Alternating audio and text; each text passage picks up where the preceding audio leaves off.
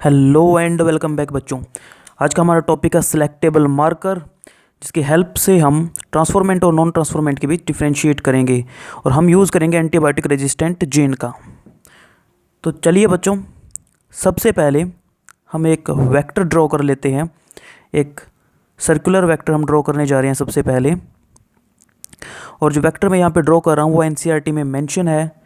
इस वेक्टर का नाम है, ये एक तरह का प्लाज्मिड है, इसका नाम है PBr322। मैंने क्या बोला बच्चों, इस वेक्टर का नाम है PBr322। PBr stands for plasmid Bolivar Rodrigues. So PBr322 vector हमने यहाँ पे लिया है। अब बच्चों, इस वेक्टर के अंदर दो एंटीबायोटिक रेजिस्टेंट जीन होते हैं। जो मैं पिंक कलर से ड्रॉ कर रहा हूँ ये है टेट्रासाइक्लिन रेजिस्टेंट जीन। हम इसको शॉर्ट में लिखेंगे tet R. So it is tetracycline resistant gene. जो सेकंड वाला मैं ग्रीन कलर से ड्रॉ कर रहा हूँ ये है एम्पिसिलिन रेजिस्टेंट जीन। सो यहाँ पे दो एंटीबायोटिक रेजिस्टेंट जीन है इस वेक्टर के अंदर।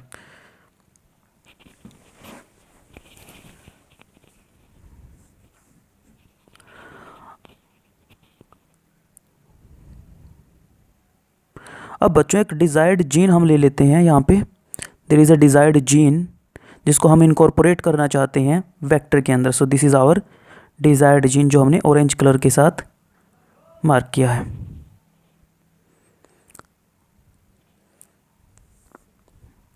अब इस जीन को हम इसके अंदर इनकॉर्पोरेट करने की कोशिश करेंगे सो दैट हमारा रिकॉम्बिनेंट वेक्टर बन सके। बट यहाँ पे बच्चों दो केसेस हो सकते हैं। जब हम हमारा जीन ऑफ इंटरेस्ट वेक्टर में इनकॉर्पोरेट करने की कोशिश करेंगे तो दो केस हो सकते हैं। पहला केस हो सकता है कि वो जो जीन है वो वेक्टर के अंदर इनकॉर्पोरेट हो जाए। तो देखिए,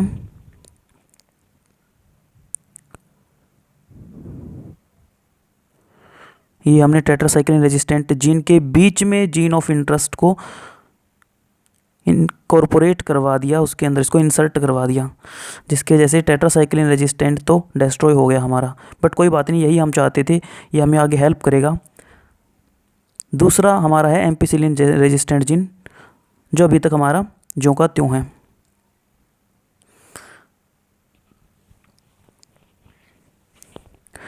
तो ये जीन इसके अंदर हो गया इंसर्ट, टेट्रासाइक्लिन रेजिस्टेंट जीन के अंदर इंसर्ट हो गया हमारा डिजायर्ड जीन।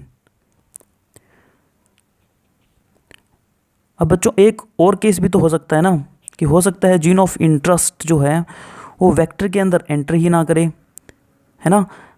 ये जो अभी जिसमें एंटर कर गया डिजायर्ड जीन, इसको हम केस 1 मान लेते हैं, जिसमें हमारा रिकॉम्बिनेंट DNA बन गया है। दूसरे केस में ऐसा हो सकता था कि जब हम डिजायर्ड जीन को वेक्टर में इंट्रोड्यूस करने की कोशिश करें तो हो सकता था कि कट लगाने के बाद जो वेक्टर है वो फिर से अनील हो जाए, वो फिर से अटैच हो जाए। और अगर वो फिर से कंबाइन हो गया, वो फिर से कॉइल अप हो गया, तो जीन ऑफ इंटरेस्ट जो है वो उसके अंदर एंटर ही नहीं करेगा। तो ये हमारा हो सकता है case 2। So that tetracycline resistant gene भी इसका वैसे का वैसा है और एम्पिसिलिन रेजिस्टेंट जीन भी इसका बचा हुआ है अभी तक। दोनों के दोनों हथियार इसके अभी बचे हुए हैं। तो ये हो गया बच्चों हमारा केस 2। ये कट लगाने के बाद ही फिर से हमारा क्या हो गया, अनील हो गया है।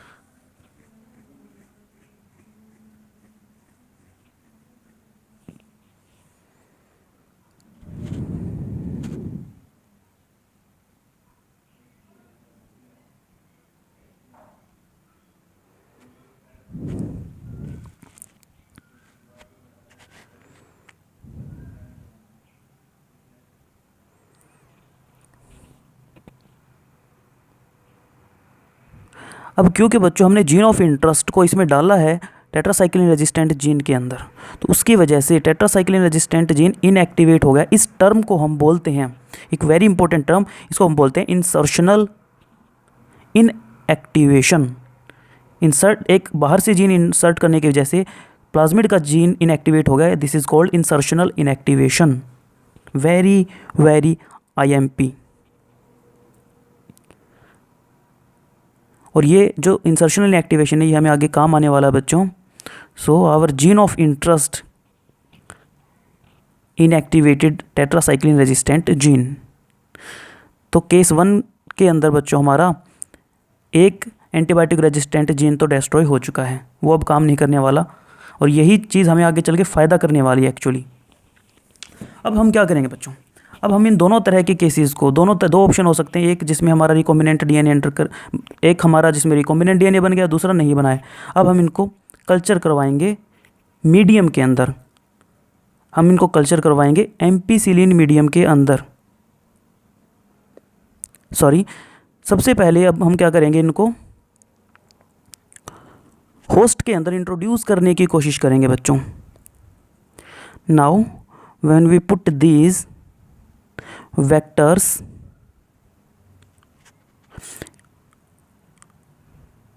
into host cells,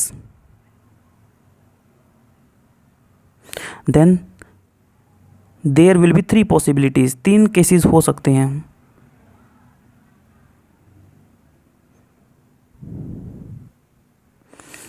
अब वो 3 केसेस कौन कौन से हो सकते हैं, जब हम इन वेक्टर्स को इनकॉर्पोरेट करने की कोशिश करेंगे, इंसर्ट करने की कोशिश करेंगे होस्ट के अंदर। देखिए वो तीनों केसेस बच्चों, सबसे पहले हम कुछ होस्ट सेल ड्रॉ कर लेते हैं। तो मैं पहले कुछ होस्ट सेल ड्रॉ कर देता हूं यहाँ पे।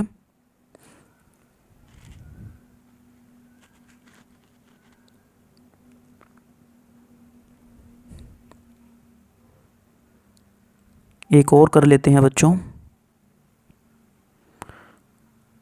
तो ये होगी हमारी होस्ट सेल्स।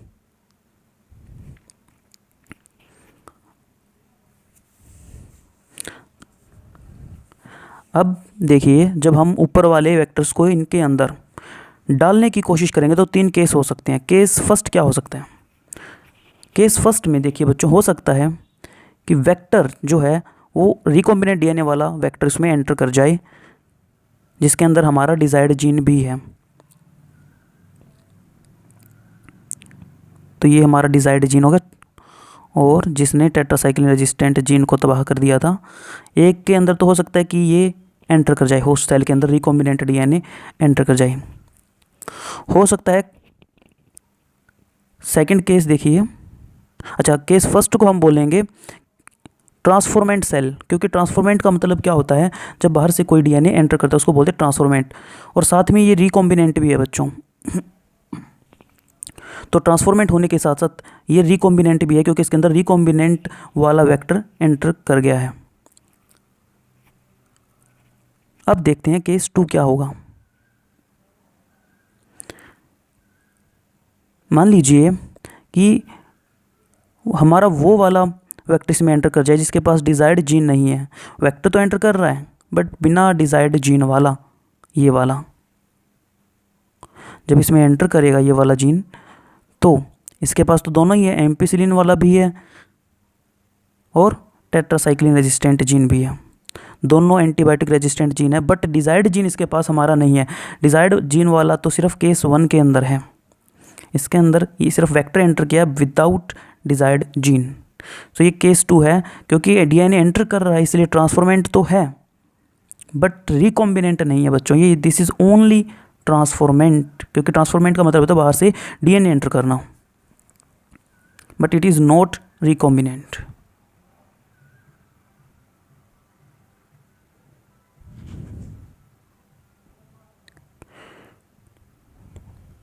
तो ये हो गए हमारे 2 केसेस। एक और पॉसिबिलिटी हो सकती है कि कोई भी वेक्टर एंटर ही ना करे, ना रिकॉम्बिनेंट वाला वेक्टर एंटर करे ना नॉर्मल वाला वेक्टर एंटर करे, कोई भी एंटर ना करे, तो ये हो जाएगी नॉन ट्रांसफॉर्मेंट नॉन रिकॉम्बिनेंट। इसके अंदर कोई वेक्टर एंटर नहीं कर रहा है, no vector entered inside this host cell. एक ये पॉसिबिलिटी हमारी हो सकती है, so it will be non transformant.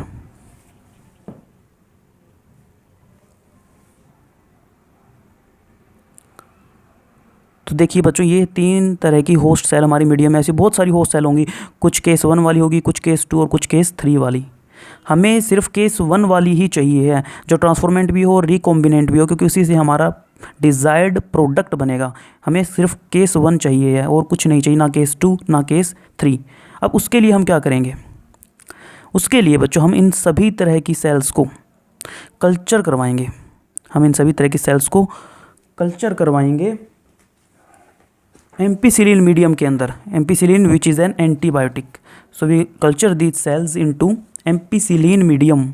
एक बड़ी सी प्लेट लेंगे जिसमें इन सभी सेल्स को हम डाल देंगे, और उस प्लेट के अंदर हम लेंगे एम्पिसिलिन जो कि एंटीबायोटिक होती है।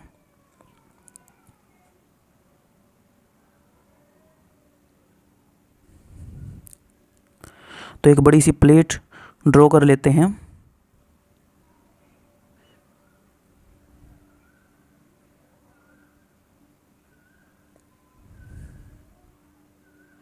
ये हमने बना दी एक बड़ी सी प्लेट, कल्चर प्लेट।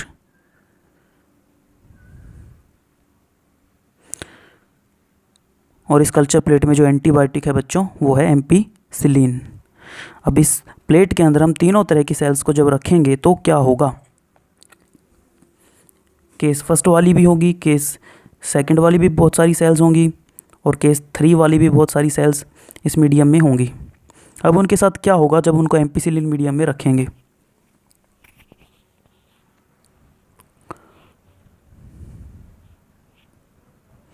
केस 1 के अंदर क्या था बच्चों? एम्पिसिलिन रेजिस्टेंट जीन अभी तक बचा हुआ है, क्योंकि टेट्रासाइक्लिन रेजिस्टेंट जीन तो इसका हमने इनएक्टिवेट कर दिया था। एक्चुअली हमारा डिजायर्ड जीन इसके अंदर एंटर कर गया था केस फर्स्ट के अंदर, और डिजायर्ड जीन ने टेट्रासाइक्लिन को तो डिस्ट्रॉय कर दिया था। सो डिजायर्ड जीन इनएक्टिवेटेड और destroyed the tetracycline resistant gene. अब सिर्फ एम्पिसिलिन रेजिस्टेंट जीन है, यानी कि एम्पिसिलिन से लड़ने की ताकत इसके पास है। केस 2 में क्या है? केस 2 के पास तो दोनों ही तरह के एंटीबायोटिक रेजिस्टेंट जीन है। एम्पिसिलिन वाला भी बचा हुआ अभी तक इसका, यानी कि एम्पिसिलिन से भी लड़ सकता है, और दूसरा टेट्रासाइक्लिन वाला भी इसका अभी तक बचा हुआ है, यानी कि टेट्रासाइक्लिन से भी लड़ने की क्षमता रखता है, दोनों ही एंटीबायोटिक से लड़ सकता है। और जो तीसरा है उसके पास कोई लड़ने की शक्ति नहीं, ना एम्पिसिलिन से लड़ने की ताकत है ना टेट्रासाइक्लिन से लड़ने की ताकत है। तो ये मीडियम में हम दिखा देते हैं एम्पिसिलिन को। This is ampicillin.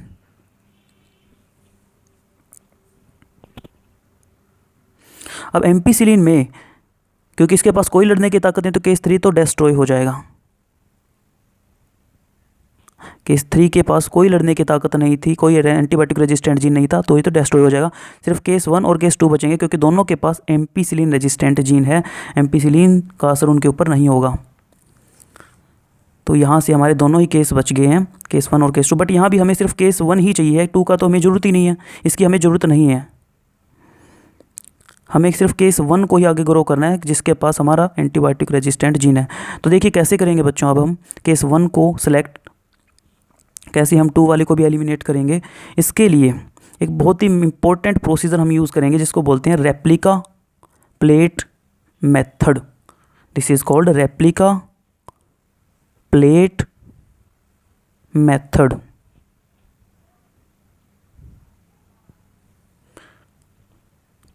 अब इस मेथड में क्या होता है बच्चों, देखिए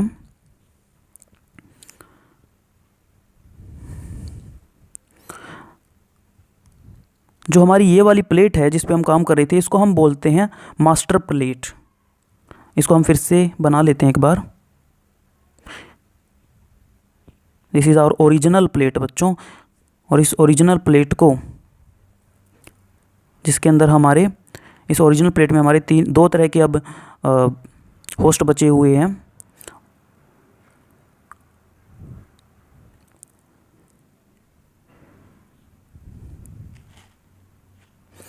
एक के पास एम्पिसिलिन, जो केस फर्स्ट है उसके पास एम्पिसिलिन वाला जीन है जो अभी तक एक्टिव है, और साथ में डिजायर्ड जीन है। टेट्रासाइक्लिन वाला तो इसका डिस्ट्रॉय हो ही चुका, आपको पता है बहुत पहले ही। This is desired gene.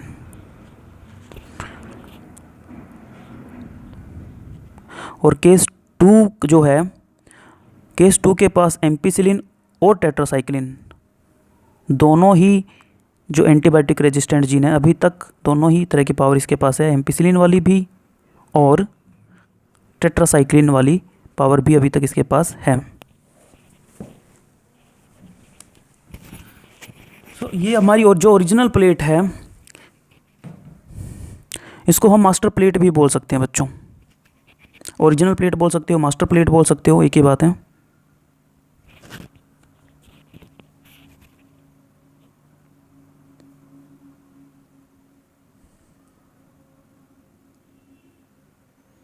अब क्या करेंगे हम इस मास्टर प्लेट के ऊपर एक और प्लेट लेंगे, जो हम रेप्लिका बनाने जा रहे हैं। हम एक दूसरी प्लेट लेंगे, उसके अंदर हम इन्हीं सेल्स को ग्रो करेंगे, बट एक तरीके से। हम क्या करेंगे, वो जो दूसरी प्लेट है, उस दूसरी प्लेट के अंदर हम एंटीबायोटिक लेंगे टेट्रासाइक्लिन। सबसे पहले जो हमने एंटीबायोटिक ली थी वो थी एम्पिसिलिन, अब की बार हम ले रहे हैं टेट्रासाइक्लिन, दूसरी प्लेट में ले रहे हैं। अब टेट्रासाइक्लिन वाली प्लेट के अंदर हम इन दोनों सेल को ग्रो करने की कोशिश करेंगे। हम एक मसलिन क्लॉथ मास्टर प्लेट पे रखेंगे और उस मसलिन क्लॉथ को इम्प्रिंट कर देंगे इस सेकंड वाली प्लेट पे, जो हमारी रेप्लिका प्लेट है। तो क्या होगा देखिए, क्योंकि जो फर्स्ट है, जो हमारी फर्स्ट केस है, फर्स्ट केस के पास एंटीबायोटिक से लड़ने का जीन तो ख़त्म हो चुका, टेट्रासाइक्लिन वाला जीन इसका बहुत पहले डीएक्टिवेट हो गया था, सिर्फ एम्पिसिलिन वाला इसके पास जीन है। लेकिन अब की बार इसका सामना किससे है, टेट्रासाइक्लिन से। तो एम्पिसिलिन वाला जीन तो कोई काम का ही नहीं है इसका वैसे भी। अब की बार इसको चाहिए था टेट्रासाइक्लिन रेजिस्टेंट जीन। तो क्योंकि इसका टेट्रासाइक्लिन रेजिस्टेंट जीन इनएक्टिवेट हो चुका है, तो उसकी वजह से वो तो मरने वाली है ना। सेकंड केस में क्या है बच्चों, सेकंड केस में जो है टेट्रासाइक्लिन रेजिस्टेंट जीन भी बचा हुआ है और एम्पिसिलिन रेजिस्टेंट जीन भी बचा हुआ है। इसके पास अभी तक दोनों के दोनों पावर्स हैं। तो just because of them, case 2 जो है, इस दोनों एंटीबायोटिक रेजिस्टेंट जीन की वजह से टेट्रासाइक्लिन के मीडियम में, क्योंकि टेट्रासाइक्लिन वाला जीन इसके पास है, तो इसके ऊपर टेट्रासाइक्लिन का कोई असर नहीं होगा। बट जो केस फर्स्ट है वो डिस्ट्रॉय हो जाएगा, इट विल बी डिस्ट्रॉयड। अब यहाँ से हम कंपेयर करेंगे इसको मास्टर प्लेट के साथ में, और वहाँ से हमें पता चल जाएगा कि हमें तो केस 2 चाहिए नहीं, हमें तो केस 1 चाहिए है। यहाँ से हमें हिंट मिलेगा कि केस फर्स्ट चाहिए, क्योंकि केस 2 तो बच रहा है, लेकिन हमें तो सिर्फ केस 1 चाहिए। यहाँ से हम कंपेयर करके हम पता लगा लेंगे कि कैसे हम हमारी जो ट्रांसफॉर्मेंट सेल है उसको प्रोटेक्ट करेंगे। So this is the overall method बच्चों। Thank you so much.